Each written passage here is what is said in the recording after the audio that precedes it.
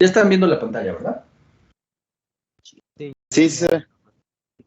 Entonces nada más déjenme sacar el lapicito.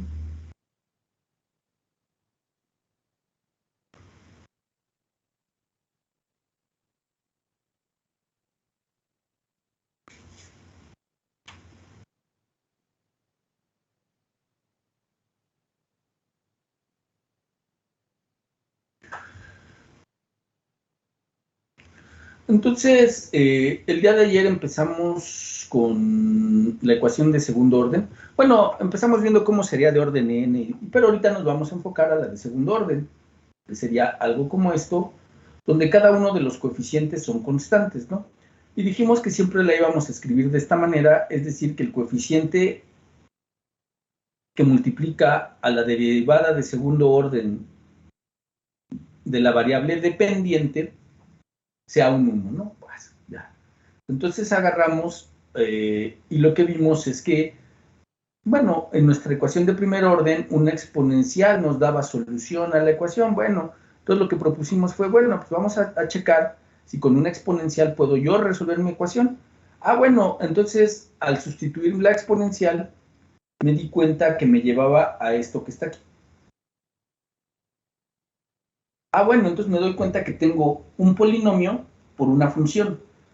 Entonces, si yo quiero hacer que esta e de Rx satisfaga la ecuación, es decir, que se dé la igualdad, esta que está aquí, ah, bueno, entonces lo que yo tengo que hacer es que esta R satisfaga esta ecuación.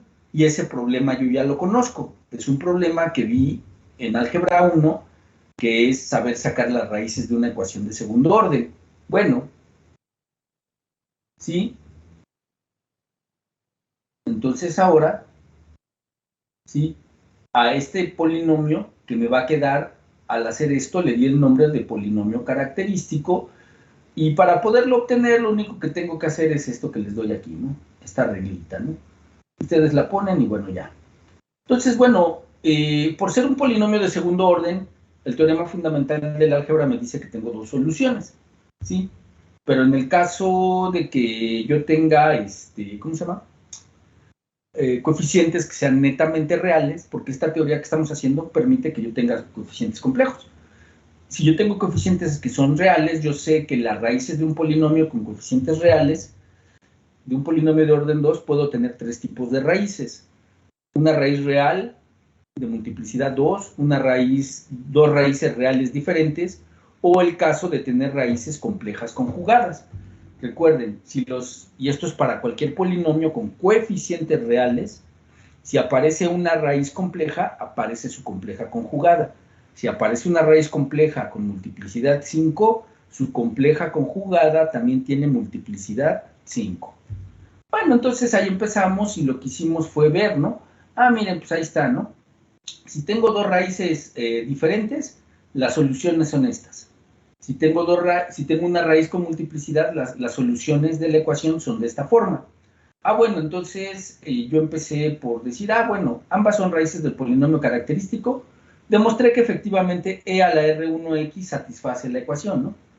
Pero para cuando tengo raíz con multiplicidad, bueno, empecé de esta manera, ya hice los cambios, me doy cuenta que efectivamente da 0 porque la raíz, por ser de multiplicidad, es raíz del polinomio y raíz de su derivada. Bueno, pero también por otro lado, lo que hice aquí, esto lo aumenté, esto no lo puse el día de ayer, es que me doy cuenta que la parcial de R de L lo puedo escribir de esta manera, puedo intercambiar, y eso a lo que me lleva no es más que a tener esto que está aquí, que es que la parcial de R de L es igual a L de X e a la Rx.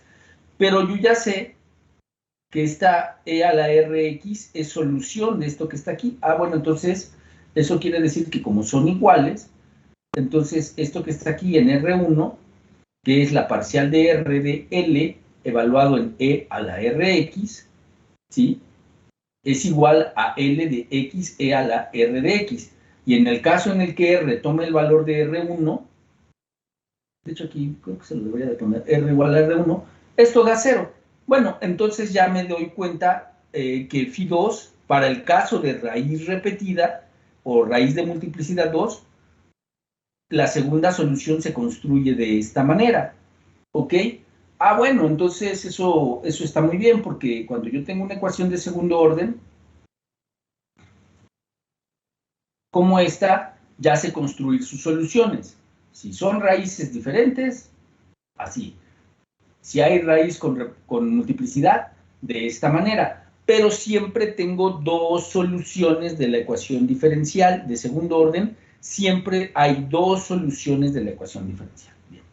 Luego lo que hicimos fue ver que la ecuación de segundo orden, bueno, siempre puedo construir una solución que le voy a llamar solución general, de esta manera, como la combinación lineal de las dos soluciones que obtengo a través de las raíces del polinomio característico. Bueno, ya lo hice. ¿Sí? Y me doy cuenta que, bueno, esto satisface el principio de superposición, ¿sí? Que es lineal. Entonces, bueno, ¿no? Ya me doy cuenta que efectivamente esta phi también va a satisfacer la ecuación diferencial. Entonces, lo que yo les decía, la phi 1 y la phi 2 obtenidas a través de las raíces del polinomio característico forman una base de un espacio de soluciones de la ecuación. ¿Qué quiere decir esto?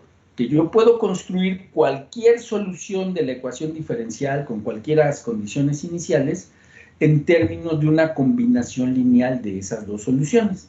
¿Sí? Eso significa que sean una base, ¿no? ¿Sí? ¿Qué es lo que les digo aquí? Entonces empezamos con un primer ejemplo, ya corregí aquí, obtuvimos el polinomio característico, obtengo las raíces, obtengo las soluciones. Y luego obtengo una solución de tipo general, ahí está. Luego obtengo una ecuación y me dice, obtenga una solución que satisfaga estas condiciones iniciales, obtenga otra solución que satisfaga ahora estas condiciones iniciales. Bueno, y luego evalúe una solución, la del primer caso en 1 y la del segundo caso en 1. Bueno, pues resolvimos primero y obtengo la base de las soluciones de la ecuación. Hago una combinación lineal para phi y determino C1 y C2 con base en las condiciones que me dieron. Me lleva a este sistema de ecuaciones y obtengo esta solución. Luego, para el caso 2, pues vuelvo a proponer ahora la psi como una combinación, nada más que le volví a llamar C1 y C2, como una combinación lineal de las dos soluciones que me dio el polinomio característico. Hago su derivada, evalúo lo que me piden y ahora obtengo otros coeficientes. Y luego al final evalúen uno, ¿no? Entonces, efectivamente, me van a dar valores diferentes, ¿no? Si ustedes lo pueden ver, me van a dar valores diferentes, ¿no? Bueno, eso está muy bien, ¿no?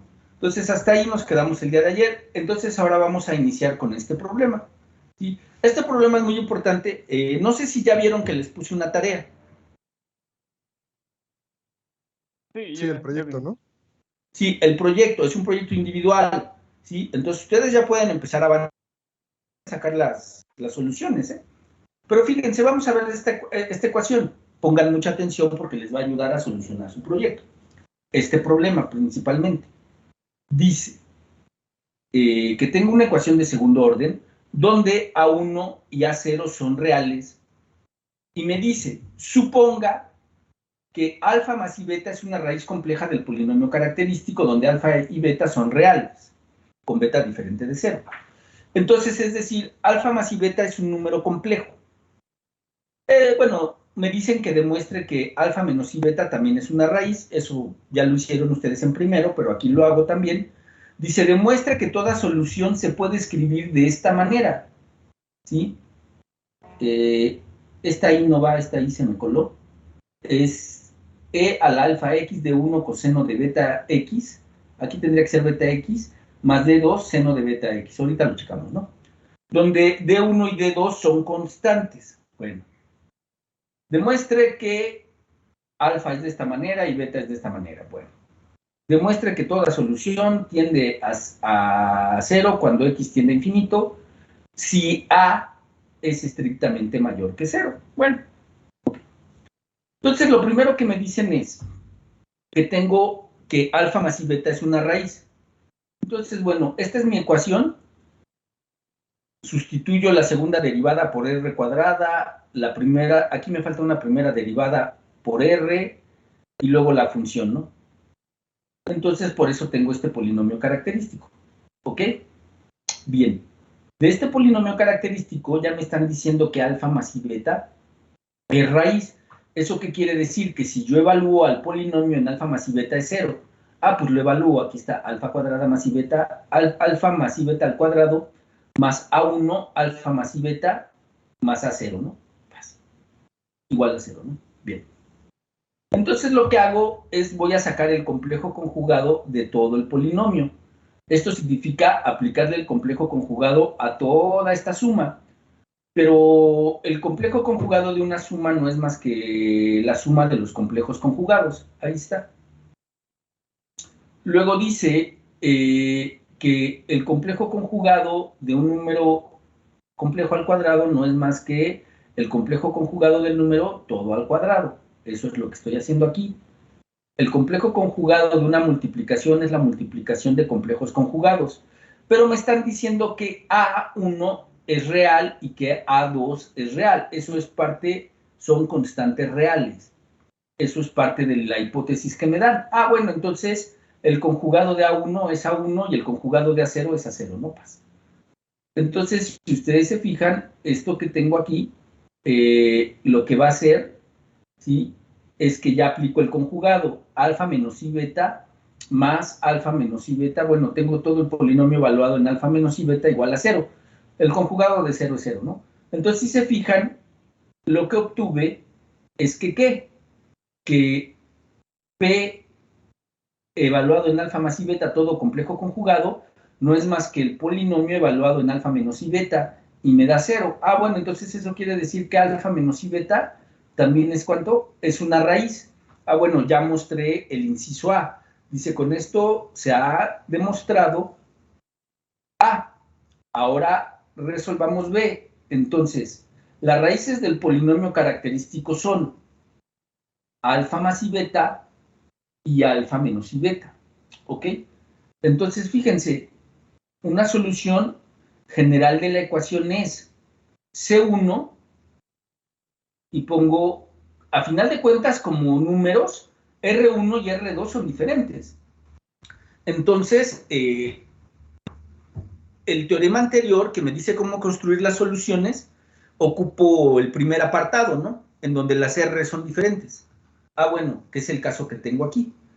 Y bueno, realmente yo tendría que E a la alfa más i beta x, lo que estoy haciendo es escribirlo como E a la alfa x por E a la i beta x. Es decir, se satisface la regla de las potencias, ¿no? O sea, eso es lo que estoy haciendo y lo separo, miren, ¿sí?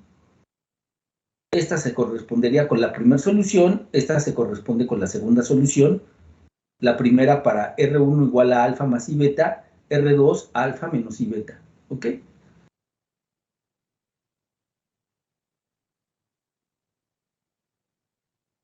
Entonces, fíjense ustedes, voy a hacer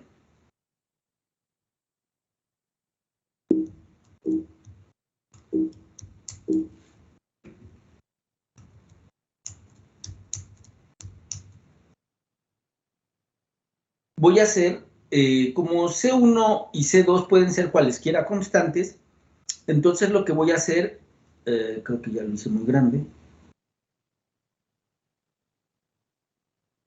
voy a hacer C1 igual a D1, una constante, menos I D2 sobre 2, y voy a hacer C2 igual a D1 más I D2 sobre 2. Bueno, entonces sustituyo C1 y C2 en esta solución que está aquí. Bueno, lo sustituyo y esto es lo que obtengo. Esta es la sustitución directa, entonces D1 sobre 2 multiplica a E a la alfa X, E a la I beta X. Entonces, si ustedes se fijan, el término de 1 sobre 2 E a la alfa X aparece en ambos sumandos. Aquí está. Multiplica Profe, a E a la I. me perdí un poco en el C1 y en el C2. ¿Por qué se proponen de esa manera?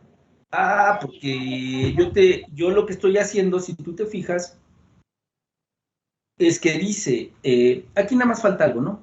Perdón. Esta I no va, y aquí va una X, ¿no? Dice, demuestre que toda solución phi puede escribirse de esta manera, ¿sale? D1 coseno, D2 seno, por E a la alfa X, ¿sale? Entonces, si tú te fijas, de las soluciones que yo obtuve, con base en el polinomio característico, ¿quiénes serían mis soluciones? Serían estas, mira. Entonces la pregunta es, ¿existen constantes C1 y C2 de tal manera que esto lo pueda transformar en una E a la alfa coseno, E a la alfa seno? Entonces, por eso yo ayer les preguntaba que si ya estaban viendo espacios y subespacios. ¿Por qué? Porque esta que sería mi phi1 y esta que sería mi phi2 es una base del espacio de soluciones. Pero en un espacio vectorial no nada más hay una base, puede haber más bases.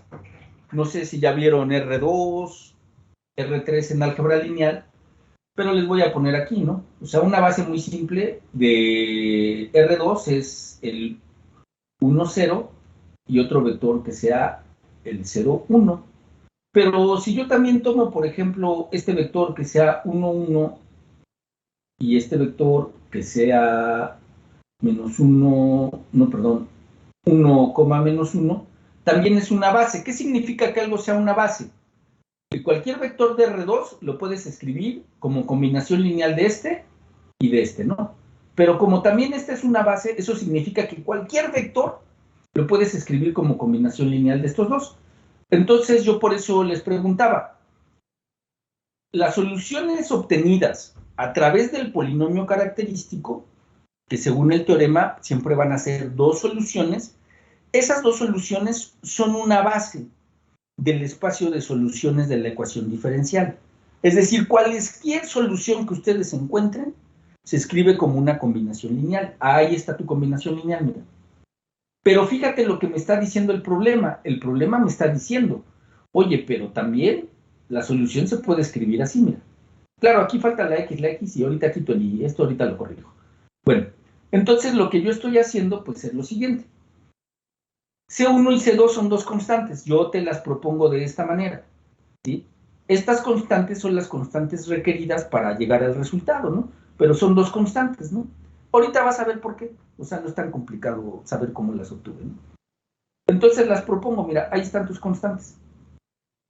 Entonces, si tú te fijas en el primer sumando, o sea, voy a tener D1, alfa 1, aparece D1, alfa sobre 2, aparece en ambos sumandos. Aquí está. En el primero multiplica E a la I beta X. Ahí está, el E a la I beta X. En el segundo esto, ¿no? El segundo sumando, menos I de 2 sobre alfa X, aparece I de 2 sobre 2 E al alfa X, aparece en ambos. En el primero aparece negativo y en el segundo aparece positivo. Bueno, voy a tomar el signo menos. Entonces va a ser I de 2 sobre 2 E a la alfa X por E a la I beta X. Pero como saqué el menos, en este segundo sumando debe de ser positivo, entonces menos por menos, más, ¿no? Entonces, bueno, esa ya la deben de reconocer. ¿Quiénes son estas? Yo estoy seguro que sí las conocen. Bueno, entonces, fíjense, ya se aplica y aquí se las pongo, ¿no? Recordemos las identidades de Euler. E a la I teta es coseno de teta más I seno de teta y E a la menos I teta es coseno de teta menos I seno de teta. ¿Sí? Realmente esta segunda sale de la primera poniendo teta como menos teta y sabiendo que el seno es una función impar, ¿no? Bueno, ahí está. Entonces, si yo hago una suma directa de estas dos, E a la I teta más E a la menos I teta me da 2 coseno de teta. Si yo a la primera le resto la segunda, ahora el que se cancela es el coseno y me quedaría 2i seno de teta. Entonces, si ustedes se fijan, E a la I teta más E a la menos I teta, 2 coseno de teta. E a la I teta menos E a la menos I teta, 2i seno de teta. Ah, bueno, sabiendo eso, entonces fíjense, e a la i beta x más e a la menos i beta x me va a dar 2 coseno de beta x. Y este que está aquí me va a dar 2i seno de beta x. ¿Ok? Bueno, eso es lo que me quedaría. ¿Qué es lo que estoy poniendo aquí? Dejen borrar eso. ¿Qué es lo que estoy poniendo aquí? Ah, bueno, pero ahora lo que voy a hacer es que me doy cuenta que aquí tengo un 2 que divide y un 2 que multiplica, se cancela. Me queda e a la d1, e a la alfa x coseno de beta x. Y aquí tengo un 2 que multiplica y un 2 que divide, se cancela. Pero tengo un i y acá tengo un i. I por i es i cuadrada es menos 1. Con este menos es más. Entonces me va a dar más de 2 seno de beta x e a la alfa x. Entonces me doy cuenta que en ambos sumandos el e a la alfa x es un término común. Lo saco. Y efectivamente entonces se puede construir toda solución de una ecuación de segundo orden, que es el significado de este problema. Una ecuación de segundo orden, recuerden que aquí me falta una derivada, ¿no?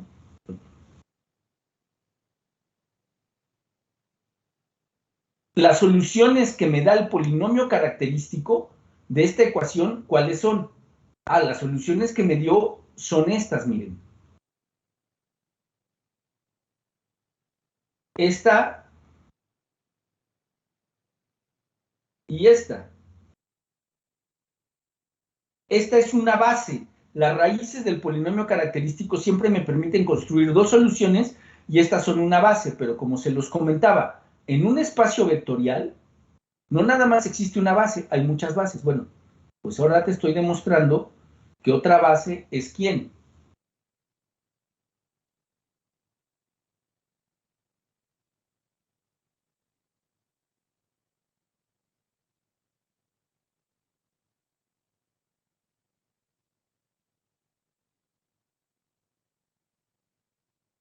¿Sí?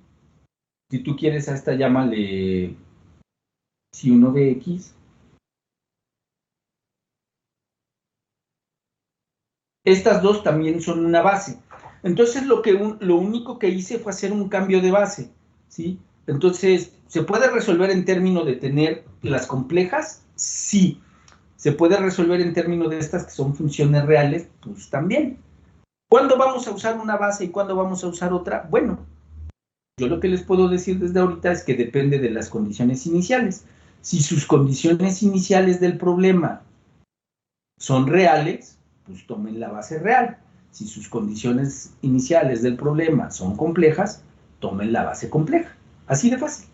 Entonces, este es lo que se hizo.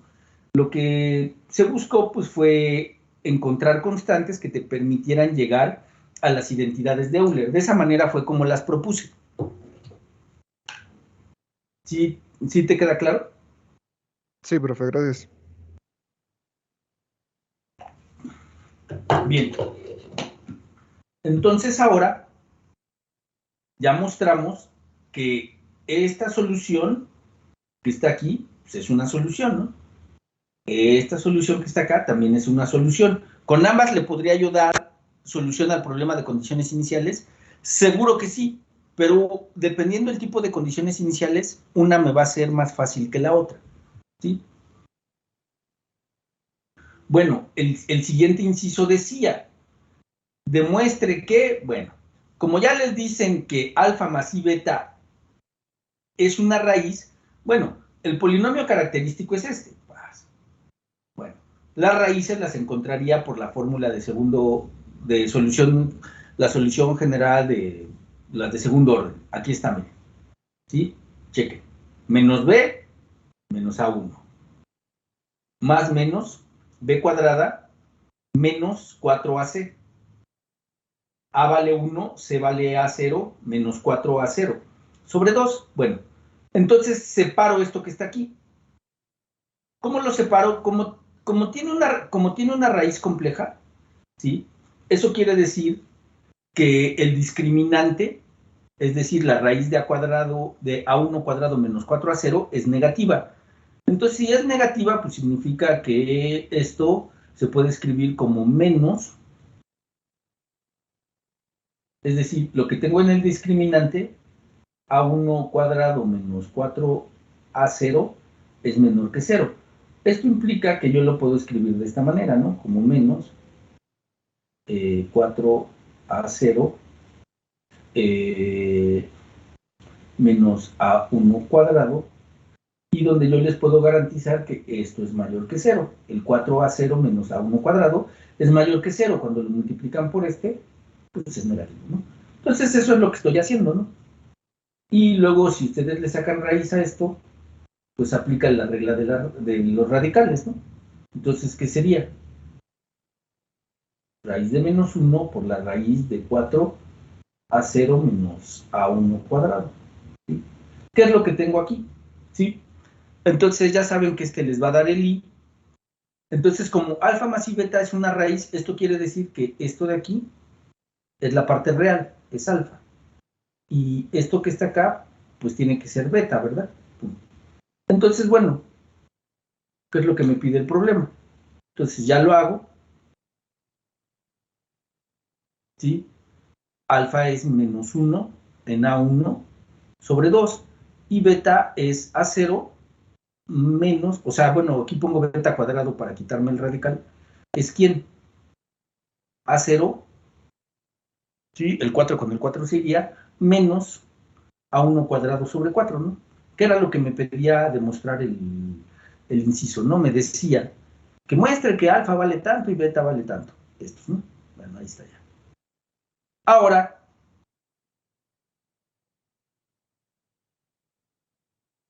dice, finalmente muestre que la solución para x que tiende a infinito, esto se va a cero. Bueno, nada más recordemos, vamos a ver el alfa. Por hipótesis, me están diciendo que A1 es positivo.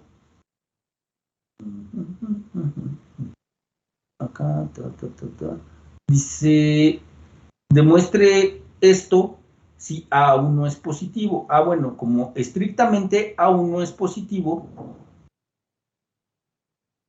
¿qué me pueden decir del alfa?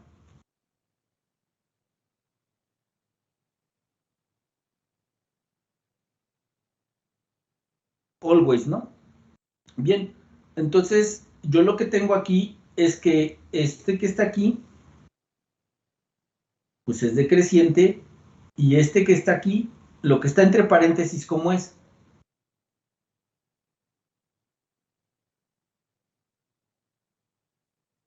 Lo que está aquí entre paréntesis.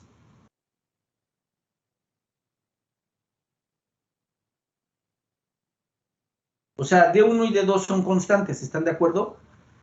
El valor máximo que alcanza el coseno, bueno, el valor que alcanza el coseno está entre menos 1 y 1, lo mismo el seno, ¿no? Entonces no sé cómo se comporten, pero lo que sí sé es que como D1 y D2 son acotados, o sea, esto es un número acotado.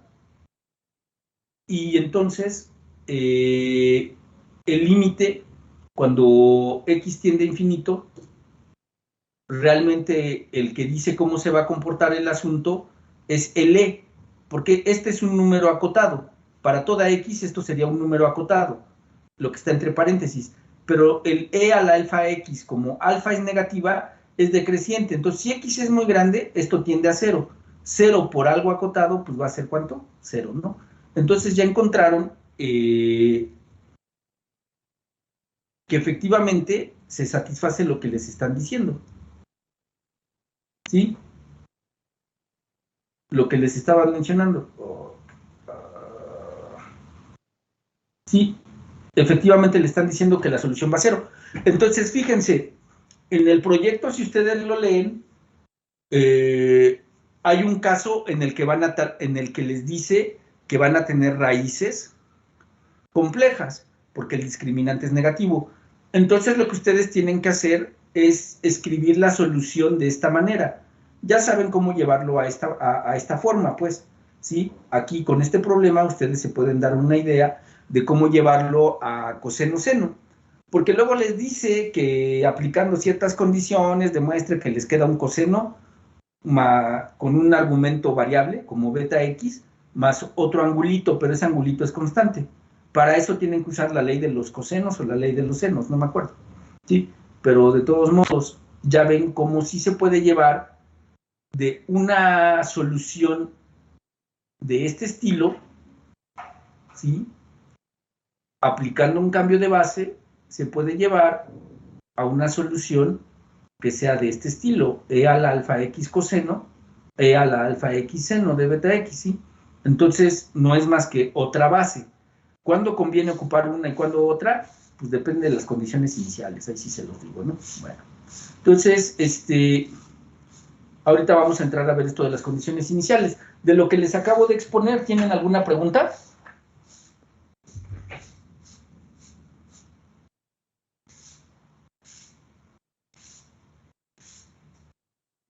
No, profe. Bueno, entonces, recuerden, una ecuación de segundo orden siempre tiene dos soluciones. ¿Cómo son esas soluciones? Depende del tipo de raíces del polinomio característico. ¿Ok? Bien, pues vamos a la ecuación de segundo orden con condiciones iniciales. Entonces dice, se mostró que toda solución de la ecuación, esa ecuación que está ahí, es una combinación lineal de las dos soluciones que vienen dadas por el teorema visto en la sección anterior, es decir, las que se construyen con base en las raíces del polinomio característico. Ahora mostraremos que toda solución de la ecuación de segundo orden con condiciones iniciales tiene solución única. ¿Sí? Bueno, pues eso es lo que vamos a hacer. Entonces, una ecuación, pongo esto. Ahorita recuerden que este operador está referido a la ecuación de segundo orden. Esto de aquí pues sería mi ecuación de segundo orden igual a 0, es decir, homogénea, y me dan dos condiciones iniciales. Entonces es phi en x0 igual a un alfa y la derivada de la solución en x0 igual a beta.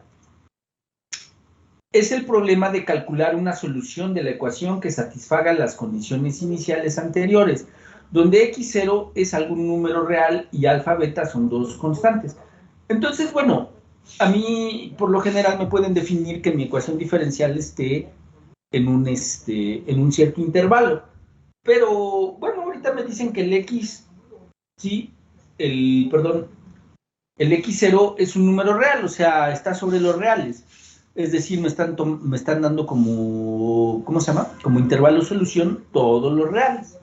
Bueno, y me están diciendo que alfa y beta son dos constantes cualesquiera dadas. Es decir, alfa y beta son conocidas, ¿no? Bueno, entonces aquí tengo un teoremita, ¿no? Dice, para cualquier x0 real y para las constantes alfa, beta, existe una solución phi de la ecuación con condiciones iniciales, phi de x0 igual a alfa y la derivada en x0 igual a beta, en el intervalo, es decir, en todos los reales, ¿no? Ah, bueno, entonces fíjense, ¿qué es lo que nos dice el teorema? Dice que si tengo la ecuación de segundo orden con condiciones iniciales, entonces dice que siempre hay una, ¿cómo se llama? Una solución, ¿no? Sí, siempre hay una solución que satisface esas condiciones. Bueno, pues vamos a ver por qué.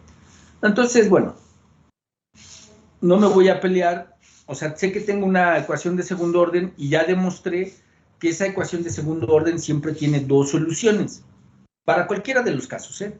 Raíz real repetida, raíces diferentes. Siempre puedo encontrar dos soluciones. Bueno, aquí están estas dos soluciones. Hago mi combinación lineal, dice. Esta solución con la cual hice mi combinación, que es una combinación lineal, estoy viendo que satisfaga las condiciones iniciales. Donde phi1 y phi2 son las soluciones dadas por el teorema de la sección anterior. Esto lleva a que se tiene que satisfacer las ecuaciones siguientes. C1, phi1 en x0 más C2, phi2 en x0 igual a alfa, y las derivadas, estas que están aquí, igual a beta, ¿no?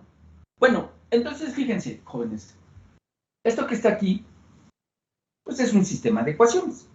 Entonces, ¿cómo resuelven el sistema de ecuaciones? ¿Qué les parece si eliminamos el phi 1? ¿Sí? Entonces eso quiere decir que la ecuación de abajo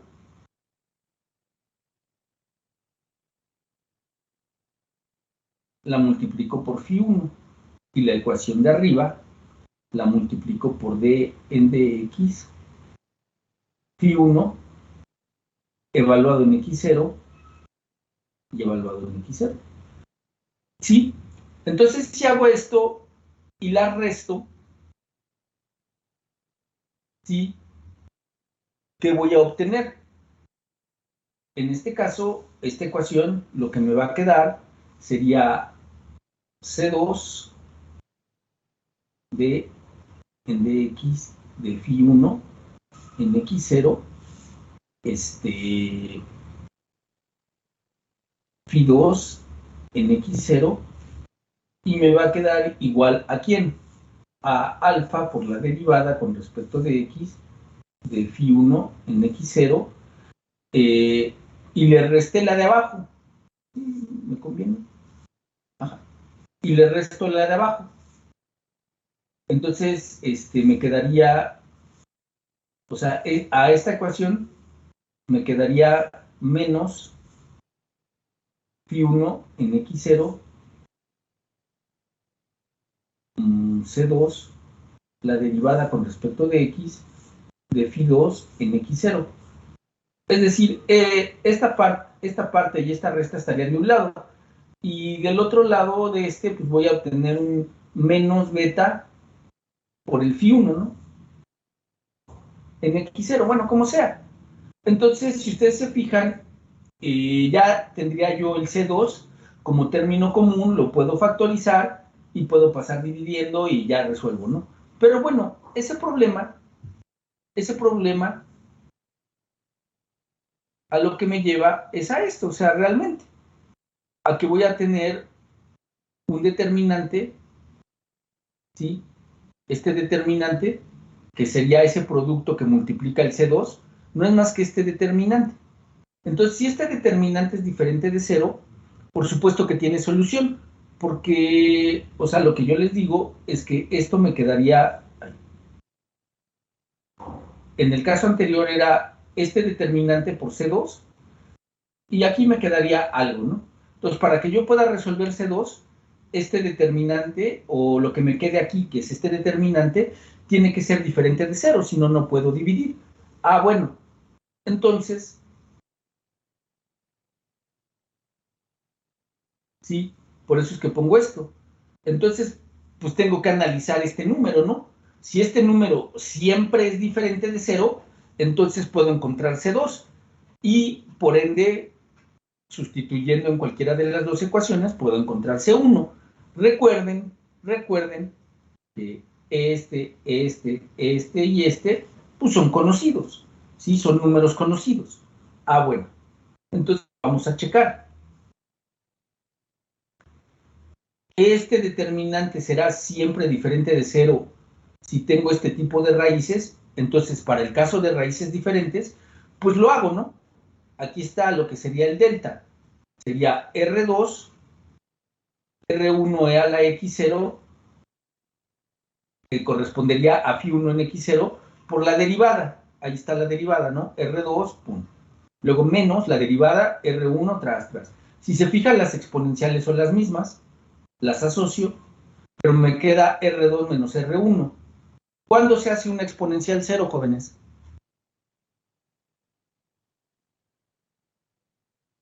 Nunca, ¿verdad? Entonces lo que me queda es ver el R2 menos R1. Pero si R2 menos R1 son diferentes, entonces R2 menos R1 es diferente de 0. Entonces, como la exponencial nunca es 0, entonces esto es diferente ¿de qué? De 0. Entonces, bueno, al menos para este caso, este número es diferente de 0. Bueno, ahora vamos con el otro. Si yo tengo las raíces iguales, estas son mis dos soluciones. Pues vamos a sustituir.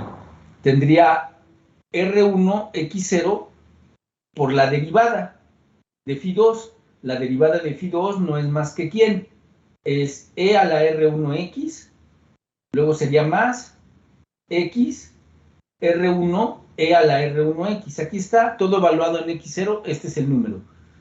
Y el otro es este. Si ustedes hacen las operaciones, pues les da esto que está aquí. Y otra vez, como ya me contestaron, una exponencial nunca se hace cero. Entonces, en ambos casos, no importa qué tipo de raíces haya tenido mi ecuación diferencial, este determinante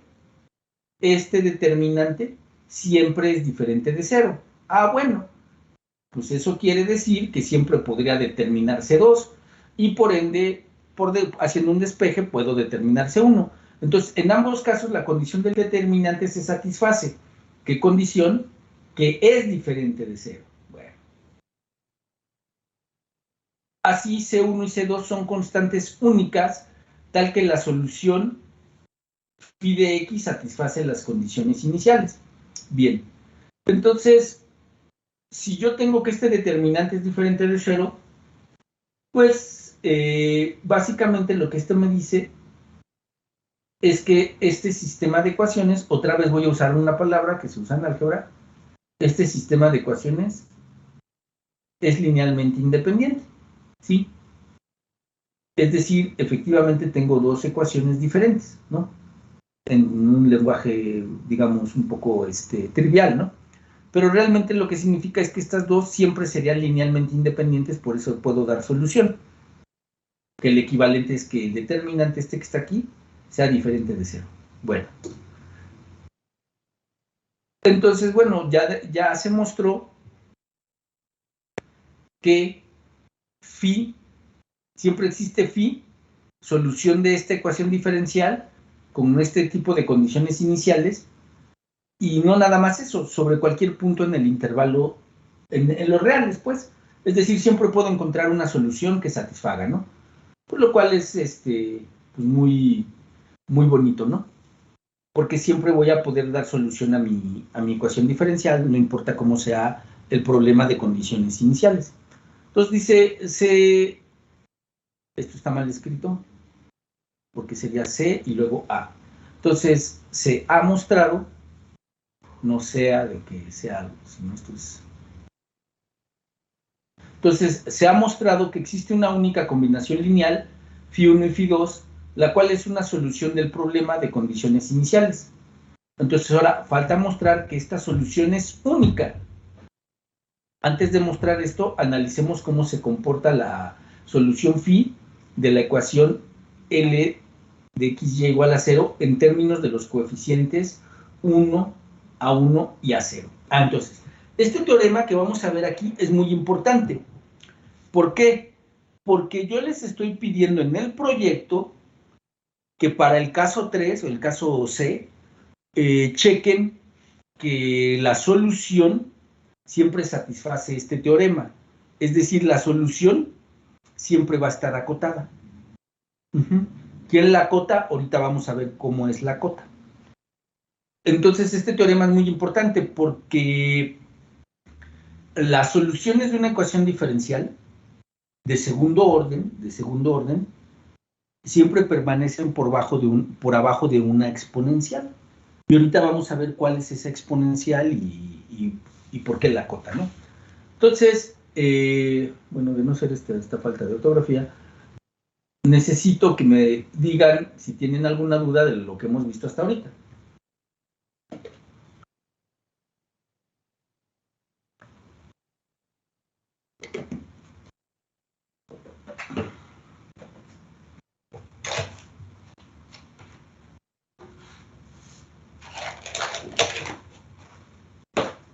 ¿No tienen dudas? Bueno. Vale, pues. Entonces nos vamos a ir muy despacio. Esta phi es una solución de la ecuación diferencial. ¿Sí? Siempre la puedo tener, ya vimos que siempre. De esta ecuación que está aquí. En un intervalo j que converja al punto x0, ¿no? Bueno, eso quiere decir que en un punto x0 de j voy a obtener cómo se comporta o puedo acotar, me va a ayudar a acotar la solución. Dice, entonces, para toda X en J, en el intervalo, esto es muy importante. Me dice que esto se le llama una norma.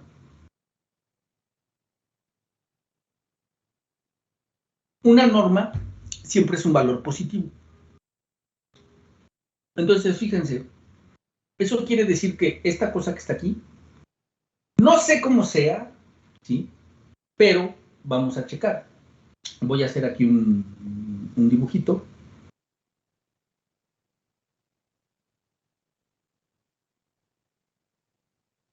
Supongan que por aquí está el x0, ¿no? Entonces, fíjense, x igual a x0 hace que esta exponencial tenga un exponente 0, es 1. Entonces quedaría phi en x0, ¿no? Es decir, por aquí tendría un valor positivo, ¿no? Aquí arranca, ¿no? Pero fíjense, para toda x mayor que x0, este valor absoluto, bueno, este número es positivo. Entonces esta cosa crece, ¿no? ¿Sale?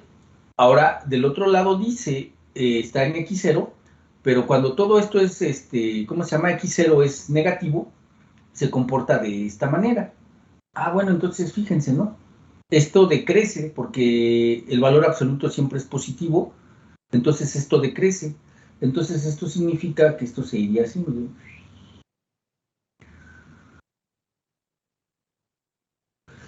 Sí, en un cierto caso. Entonces, fíjense, al menos para este caso, porque hay otro, tengo valor absoluto, entonces tengo dos casos, ¿no? Si x menos x0 es negativo, el valor absoluto es menos x menos x0, ¿no? Si x menos x0 es negativo, el valor absoluto es menos x menos x0, lo cual voltearía el signo ¿no? Entonces, ¿qué quiere decir?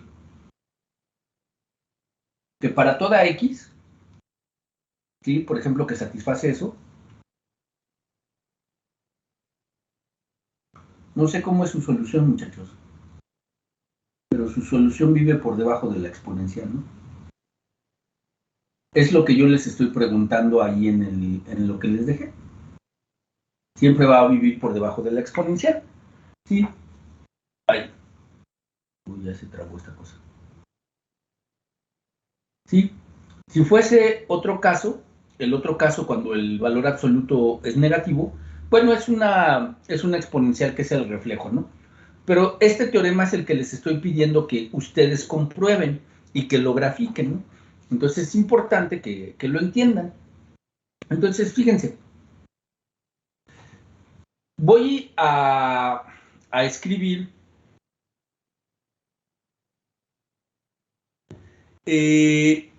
la norma de la solución al cuadrado como el valor absoluto de la solución más su derivada, suma de cuadrados.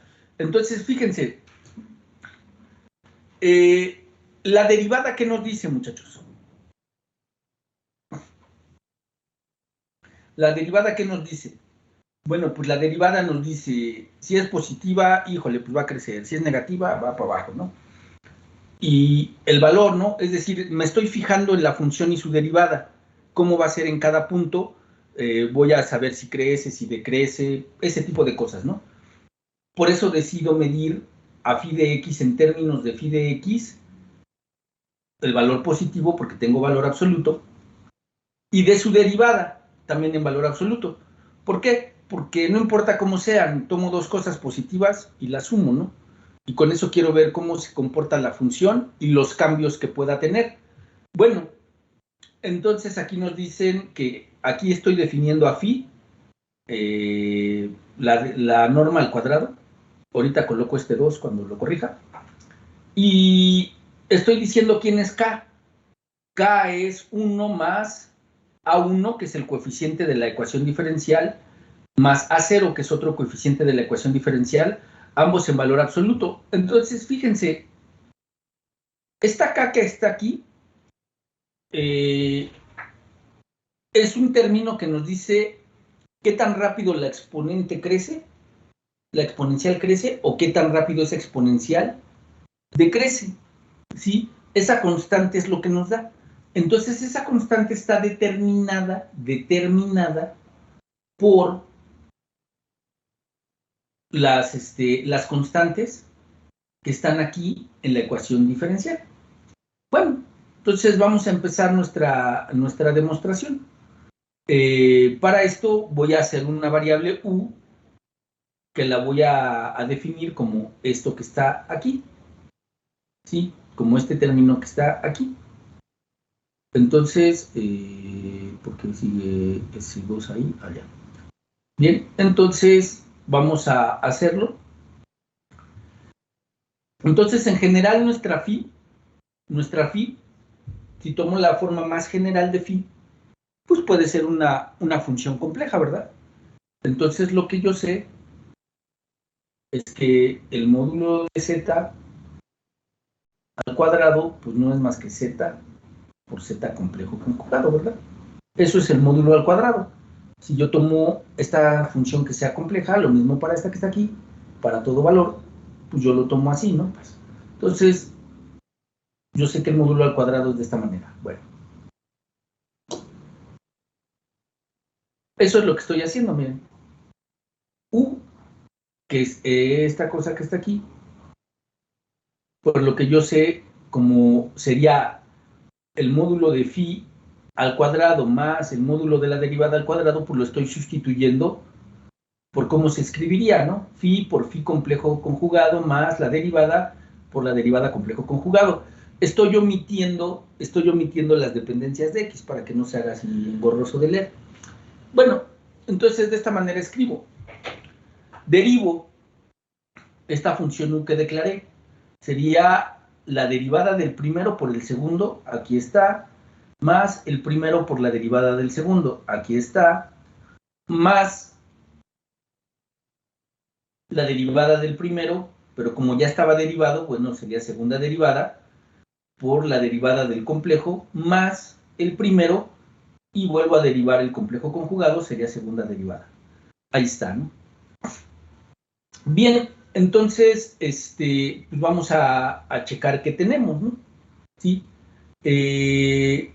Vamos a sacar el módulo de esta derivada de u y vamos a ver qué pasa. Entonces, lo único que sí hago aquí la nota o el apunte es que sacando el módulo a ambos lados, ¿sí? Tengo que aplicar la desigualdad del triángulo porque tengo una suma, pero yo sé que el módulo de un complejo es igual al módulo de su complejo conjugado. Bueno, entonces, ¿qué nos quedaría? El módulo de este por el módulo de todo esto. En ese momento se mantiene la igualdad, pero luego ya sería menor o igual porque tengo que aplicar el módulo de d en dx, phi complejo conjugado, cierro más el módulo de phi por la derivada con respecto de x de phi, así, más el módulo de la segunda de x de phi por el módulo. Bueno, lo pude haber hecho también para este, pero lo voy a dejar así.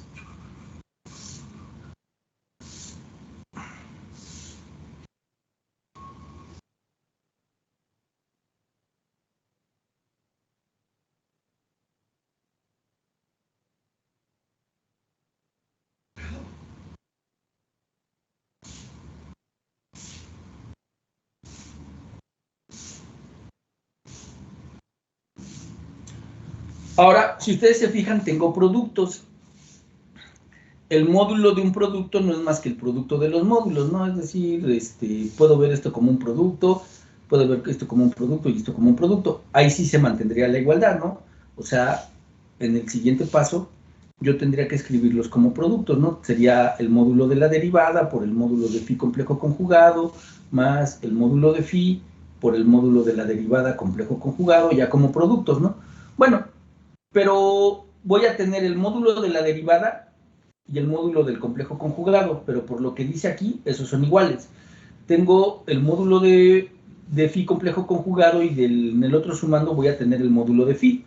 Entonces son iguales. Entonces por eso es que escribo dos veces el módulo de phi por el módulo de la derivada.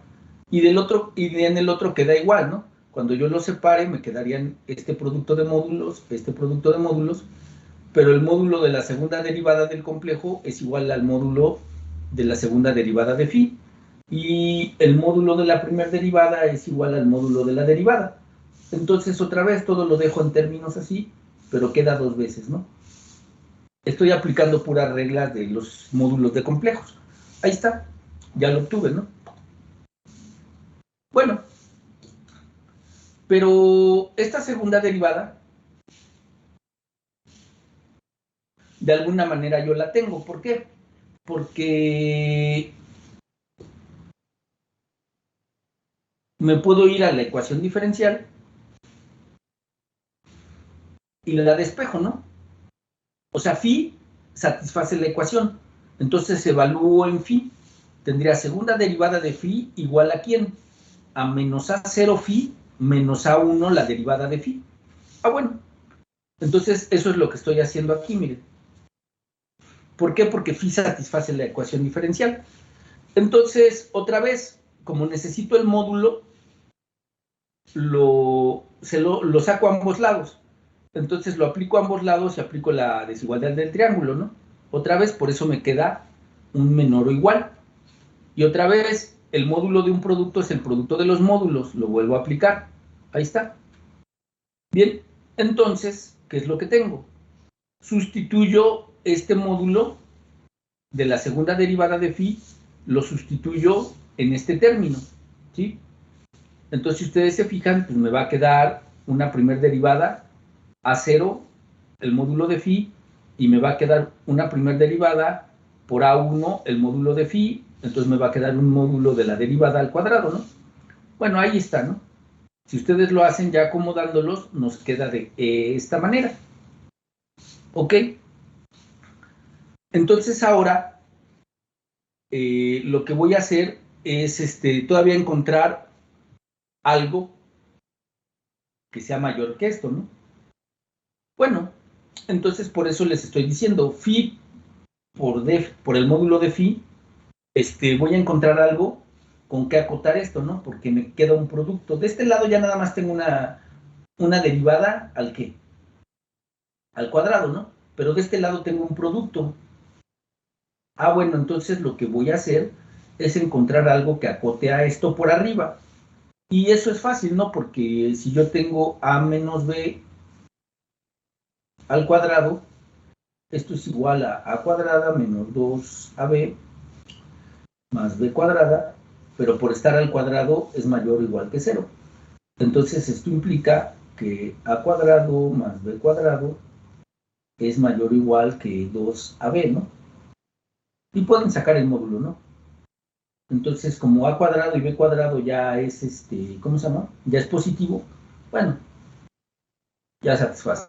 Entonces, por eso es que tengo esto que está aquí, lo saqué de esta desigualdad que seguramente se las pusieron en primer semestre. ¿Sí? Entonces,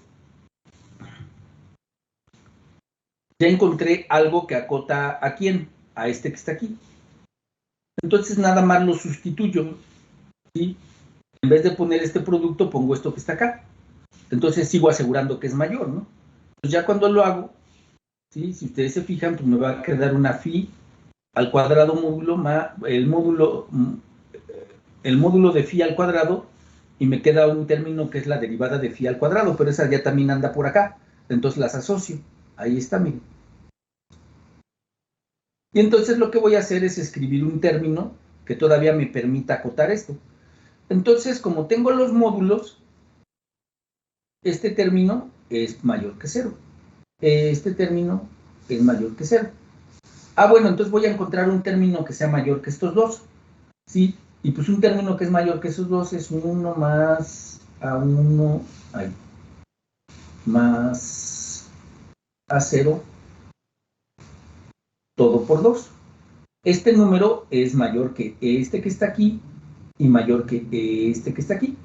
Entonces lo que hago pues es pongo ese y sigo garantizando la desigualdad. Esta desigualdad, ¿no? Aquí está, miren. Ya, ¿no? Entonces está bonito porque ya ahorita, vean, tengo una derivada, tengo esto. Pero otra vez, ¿esto quién era? Si ustedes se acuerdan la definición de U, esto es U, ¿sí? Eso es U. Bueno, entonces esto quiere decir que tengo 2, esto es lo que yo había definido como K, U, ahí está.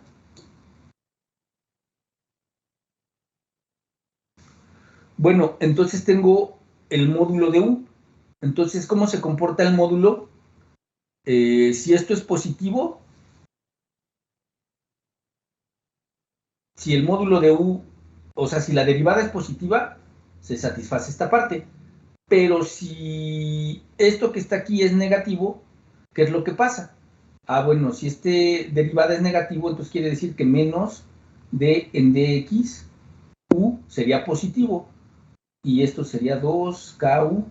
Entonces multiplican, se voltea la desigualdad, ¿no? Du en dx es mayor o igual que menos 2ku, ¿sí? Por eso es que queda de esta manera. Ya estoy aplicando el valor absoluto. Si es positivo, es directa. Si la derivada es negativa, entonces me queda de esta manera. Nada más estoy aplicando las puras reglas del valor absoluto. Bien, entonces ahora sí, pues si ustedes se fijan, es algo que ya conocen, es una ecuación de primer orden, nada más que tienen ahí una desigualdad, no es una igualdad. Pero en uno de los teoremitas que vimos de esos de la ecuación de primer orden, pues vimos también cómo se puede acotar, ¿no? Pero bueno, esta es una ecuación de primer orden, la resuelvo, ¿sí? Nada más respeto la desigualdad, no pasa nada. Y ahí está, miren. Entonces, si ustedes se acuerdan, esto que está aquí, ¿sí? Esto que está aquí, ¿quién es? Bueno, pues no es más que esta phi que tienen ustedes acá, ¿sí? U en x0, pues no es más que lo que le llamaron la norma, ¿no? ¿Sí? Y esto que tienen aquí, o sea, aquí para que yo pueda aplicar esto tengo que sacar raíz, ¿sí? Porque si ustedes se acuerdan, la U era la suma de cuadrados. Entonces, como es una norma, saco la raíz y saco la raíz. Cuando saco la raíz, pues el UX0 se convierte en la norma de phi x0, saco la raíz y el U de x se convierte en el phi de x, saco la raíz, se cancela este 2 nada más, ¿no? Porque sería la 1 medio, se cancela el 2 y me queda este número, ¿no? Para x mayor que 0, ¿no? Entonces ya lo obtuve. Entonces, de forma similar, podríamos trabajar para el otro valor, ¿sí? Lo hago de esta manera. Entonces, bueno, ya finalmente eso quiere decir que la solución phi de x, que yo escribí esa phi de x, pues la puedo acotar, ¿no? ¿Como quién? Pues como esto que está aquí, ¿no? Entonces, bueno, esto que está aquí, lo único que está diciendo es lo que ya les había mencionado, ¿no? Que si tienen ustedes, no sé, por acá, y tienen el x0, pues quiere decir que la solución, una solución, y empieza a crecer, ¿no?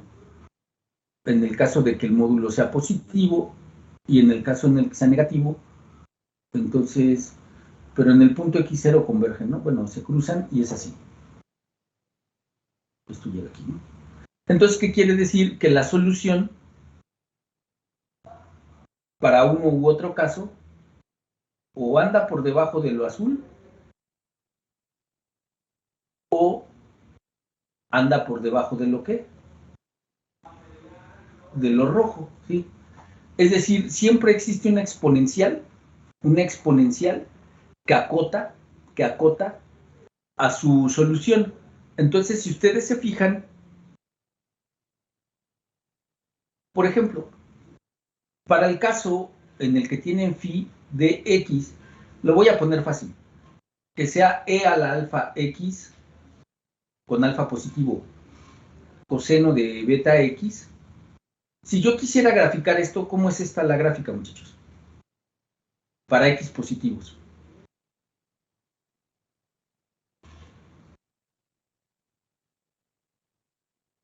En x igual a 0, el exponencial y el coseno se hacen 1, ¿están de acuerdo? Bueno, empieza en 1. Y luego el coseno es una función que siempre va a estar oscilando, ¿sí? Que siempre va a estar oscilando. Pero se va a ir multiplicando por la exponencial. La exponencial lo que va a hacer es que la amplitud del coseno varíe. Entonces, fíjense, esto que está aquí, si grafico la pura exponencial, pues sería algo como esto, ¿no? El coseno, bueno, ustedes saben cómo se comporta en los diferentes intervalos, ¿no? Entonces, este coseno iría de aquí para acá, a -1, y luego subiría a 0, pero luego va a ir aumentando, o sea, va a ir haciendo así, ¿no? Bueno, claro, bien hecho, ¿no? Ustedes luego, por eso les dije que usaran un graficador, ¿no? O sea, realmente esta solución es una solución que oscila, estas oscilaciones tendrán que ser iguales, ¿no? Pero esta solución, por ir multiplicada por el coseno, son oscilaciones que se van aumentando, ¿sí? Para este caso. Entonces, este caso, bueno, en particular, este caso sí se llega a suceder en la vida real, ¿sí? En la vida real, ¿alguno de ustedes ha visto el video? Ah, pues este video que tengo aquí. Bueno, lo tengo como un GIF, pero aquí está.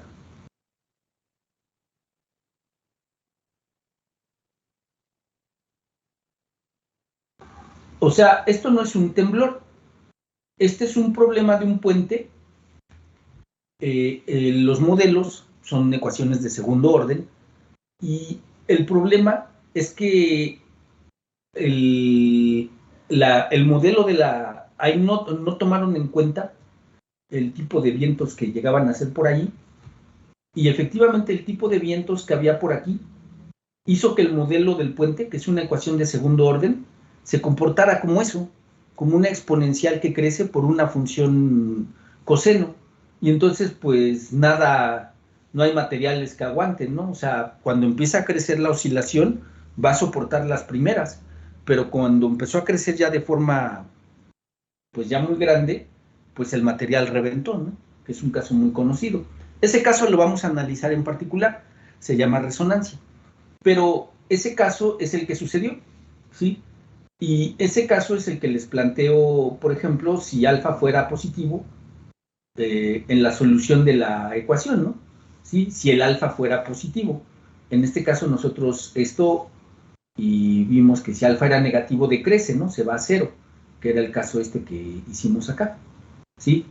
Pero en el caso de que alfa sea positivo, esto crece y luego está brincando, ¿no? Entonces imagínense, ¿no? Ustedes van en un camión y empieza a brincar y pues va a llegar un momento en el que el camión los va a botar, ¿no? Y van a pegar ustedes en el techo. Nada más que imagínense que en el puente no hubo techo, ¿no? Se siguió. Entonces ese caso es el problema de una ecuación de segundo orden que pues su cota era una exponencial positiva. Entonces imagínense, ¿no? Hasta dónde creció, ¿no? Creció indeterminadamente, ¿no? Bueno, entonces ya hemos visto que la ecuación está acotada, ¿no? ¿Sí? La solución de la ecuación está acotada por eso que está ahí. Bien, entonces, ahora sí, ya vamos al teorema de unicidad. El primer teorema fue un teorema de existencia porque decía, usted tiene la solución y siempre se puede encontrar una solución para este problema. Sí, ya vimos que sí se puede encontrar porque el determinante sería diferente de 0. Ahora vamos a demostrar que esa solución es única. No hay dos que satisfagan lo mismo. Que es lo mismo que nos pasaba en las de primer orden, ¿no? Entonces, bueno, lo que nos están diciendo en esta de unicidad es que sean alfa, beta, dos constantes cualesquiera, y sea x0 un número real cualesquiera en cualquier intervalo j, de los reales, por supuesto, que contenga x0, existe a lo más una solución, a lo más una. O sea, no hay dos, no hay tres, una. De phi de x de la ecuación diferencial esta. Este es el problema de condiciones iniciales o problema de Cauchy, como le quieran ustedes llamar. Entonces, para esto, pues lo que hacemos es lo de siempre, que nos dicen que hay una, pues vamos a proponer que hay dos, ¿no? Y vamos a demostrar a que es lo mismo, ¿no? Entonces, proponemos que hay dos soluciones, ¿no? Phi y psi. Entonces, si las dos son soluciones, yo sé que entonces una combinación lineal también es solución. Ah, bueno, porque eso ya lo demostramos. Entonces lo proponemos. Pero si phi es solución, satisface la primera condición inicial. Pero psi también la satisface. Y lo mismo para esta. Por eso es que cuando ustedes proponen la solución teta, ¿quién sería teta en x0? Sería phi en x0 y psi en x0. Alfa menos alfa, 0. La derivada de teta en x0 no sería más que la derivada de phi en x0 menos la derivada de psi en x0. Ah, bueno. Beta menos beta, 0. Entonces, fíjense, mi problema se transforma ¿en qué? En que ahora estas serían mis condiciones iniciales. Bueno, pero entonces yo aplico el teorema anterior a teta. Si lo aplican ustedes a teta, ¿qué les va a quedar? Bueno, pues sería así.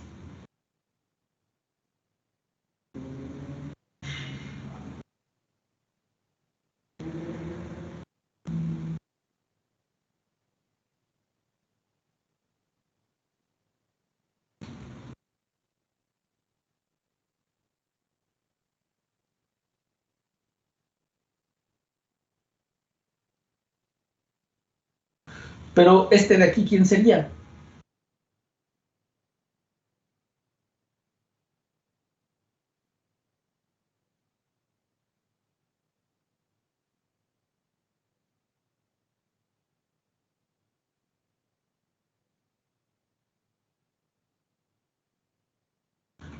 Y estos dos son 0, ¿no?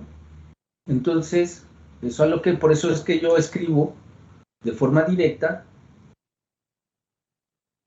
que esto de aquí sería 0 por un lado y 0 por el otro. Entonces, si es mayor que 0 y menor que 0, pues la única posibilidad es que sea ¿qué?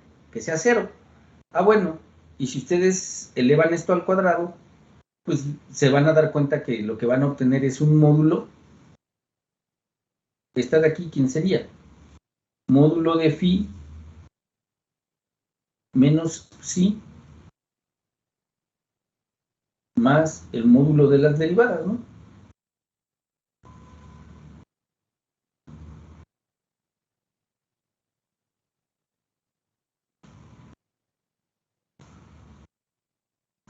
Entonces, para que algo que está al cuadrado, una suma de cuadrados sea 0, pues la única posibilidad es que cada una de estas cosas, cada uno de estos módulos sea ¿cuánto, jóvenes? Pues 0. O sea, ustedes tienen esto, miren, a grandes rasgos. Pero lo que sea A por estar al cuadrado es positivo. Y B, lo mismo, no me importa quién sea, pero por estar al cuadrado es positivo. Si sumo dos cosas y me dan 0, que son estrictamente positivas, es decir, no hay posibilidad de que se cancelen con el signo, pues significa que la única solución es que este vale 0 y este vale 0 para que nos dé 0, ¿no? Entonces eso significa que phi menos psi es 0, ¿no? ¿Qué significa? Que son iguales, ¿no? Entonces con esto se ha probado lo que es un teorema de unicidad, ¿sí? Es decir, ya probamos que la ecuación de esta manera tiene una solución, es la existencia. Y con este teorema acabamos de probar que esa solución al problema de condiciones iniciales o problema de Cauchy tiene una solución y además es única. No hay dos soluciones que satisfagan lo mismo, ¿sí? Entonces, acaban ustedes de demostrar pues ya hasta un teorema de existencia y un teorema de unicidad.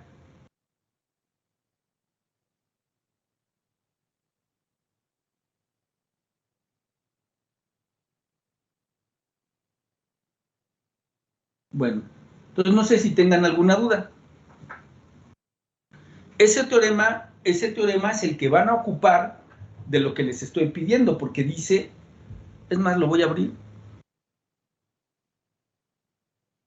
por si tienen cualquier duda me la dicen.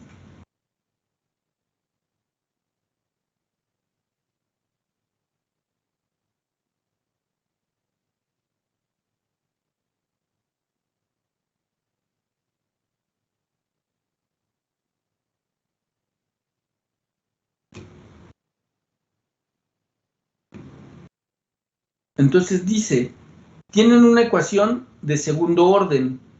L, R y C son constantes positivas. L no es un operador diferencial, es una constante. Entonces dice, calcule todas las soluciones para los casos, que está aquí. Les va a llevar a raíces reales diferentes. El segundo caso les lleva a raíces reales repetidas o una sola raíz, ¿no? Pero que está aquí, el caso C, les va a llevar a que tienen raíces complejas conjugadas. Luego dice, demuestre que todas las soluciones tienden a cero, tienen que hacer algo similar y argumentar por qué todas las soluciones tenderían a cero cuando t tiende a infinito. Luego, para cada una de las soluciones que se obtuvieron en 1, realice la gráfica de la solución que satisfaga las condiciones iniciales. Entonces les ponen estas condiciones iniciales. Esto no es más que el discriminante de una ecuación. Entonces, si el discriminante es positivo, cero o negativo, ¿no? Entonces, por supuesto, la gráfica no les va a dar la misma, porque en una les va a dar exponenciales crecientes o exponenciales decrecientes, y en otra les da una que es una x por phi, x por e a la algo. Entonces, no les va a dar lo mismo. Pero a partir de es lo que les digo, dice, demuestre que toda solución phi para el caso C de 1, es decir, cuando tienen raíces complejas, se puede escribir de esta manera. Entonces, van a tener que aplicar lo que vimos en el problema para llevarla a una solución que sea coseno-seno con exponencial, y luego tendrán que aplicar ahí algunas condiciones para que les quede de esta manera. Para que les quede de esta manera tienen que aplicar la ley de los cosenos, ¿sí? Pero tienen que ir empezando a resolver para que vayan viendo por qué queda así. Ok, donde A, alfa y beta y omega son constantes. Y les piden determinar alfa y beta, ¿sí? Pero bueno, esas alfa y beta las pueden determinar desde un inicio con las raíces del polinomio característico. Ok, dice, para la solución dada en 4, realice la gráfica donde se muestre que dicha solución satisface el teorema de comportamiento de la solución. Ese teorema es el de la norma, ¿sí? Quiero ver que efectivamente la solución que ustedes encuentran para esto satisface el teorema, es decir, ustedes tienen que encontrar una función exponencial que acote a su solución, ¿no? Y la tienen que graficar. Dice, comente sobre la función que acota a la solución, es decir, va a ser una exponencial, que lo comenten. Y bueno, el día de entrega es el día 11 de octubre. Entonces, ustedes ya cuentan con todo para poder resolver este problema. Esto que está aquí. Les puse un manualito para graficar. Ese es de Octave, pero Octave o MATLAB es lo mismo, ¿no? Si van a utilizar for, nada más lo único que varía en Octave y MATLAB es que en MATLAB nunca se pone end, for, end, if, end, nada más se pone end, ¿sí? Y en Octave sí es end, for, end, if, end, else. No, aquí es end y se acabó. Entonces lo pueden hacer, ¿sí? Y esas gráficas pues las van a pegar en su trabajo, de manera que se vean bien y ustedes las van a comentar, las van a explicar. Y bueno, esto se los puse aquí, cómo tiene que ser, y más aparte en el otro documento de Word que les subí, viene cómo lo tienen que entregar, ¿ok? Entonces no sé si tengan alguna pregunta. De todos modos, durante las clases de la semana que viene, si tienen alguna duda de cómo graficar en MATLAB o algo, lo vemos en ese momento. Abro el MATLAB y hacemos unas grafiquitas de tal manera que ustedes vean cómo.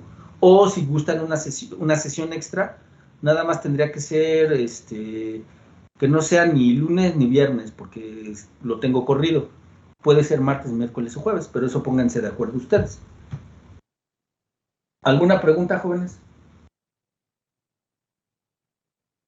De momento no. Bueno. Hablemos nosotros en nuestro grupo y ya le decimos si necesitamos la sesión para lo de MATLAB. ¿Y ya le comentamos? Sí, eso no es problema, me lo pueden decir el propio lunes, si quieren que sea martes, miércoles o jueves. Abrimos con una hora, no es mucho, es muy simple graficar. Sí, si acaso, y cómo ponerle títulos a los ejes, y eso es rapidísimo, ¿no? Entonces, sí, lo podemos checar. Pero lo importante es que ustedes ya ahorita cuentan con todo lo necesario para poderle dar solución a este proyectito, ¿sí? Entonces les estoy dejando pues una semana, un día, ¿no? Igual si tenemos dudas con algo del proyecto, se lo podemos decir en clase. Siempre. O sea, que ustedes me pregunten, no, ni me molesta, ni quiere decir que no lo ponga, ¿no? O sea, para eso se los pongo, para que si tienen dudas me pregunten. Ok, gracias. Ok, entonces, si no hay más, pues ahí le dejaríamos y nos vemos el día lunes. ¿Estamos de acuerdo? Sí, profesor, gracias. Entonces, bueno, aquí había nada más un error al inicio, ahorita lo corrijo, ya para que puedan, que esté completo lo del módulo. ¿Sale? Bueno, entonces, que tengan buen fin de semana, que descansen. Gracias, igualmente.